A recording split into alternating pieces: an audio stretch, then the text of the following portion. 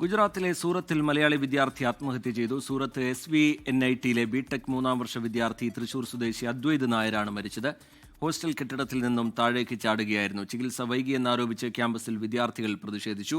അദ്വൈത് ക്ലാസ്സിൽ എത്താതിരുന്ന വിവരം NIT അധികൃതർ രക്ഷിതാക്കളെ അറിയിച്ചില്ലെന്ന് സൂറത്ത് കേരള സമാജം പ്രസിഡന്റ് സുനിൽ നമ്പ്യാർ 24നോട് പറഞ്ഞു. പക്ഷെ ഏതാണ്ട് ഒരു 20-25 മിനിറ്റോളം ബോഡി അവിടെ തന്നെ കിടക്കേണ്ട ഒരു അവസ്ഥ വന്നിരുന്നായിരുന്നു. കാരണം മറ്റ് ഇവരുടെ സഹപാഠികളൊക്കെ വിവരം അറിയിച്ചെങ്കിലും കോളേജ് അധികൃതർ കൃത്യമായ ഒരു നടപടി എടുത്തിട്ടുണ്ടായിരുന്നില്ല.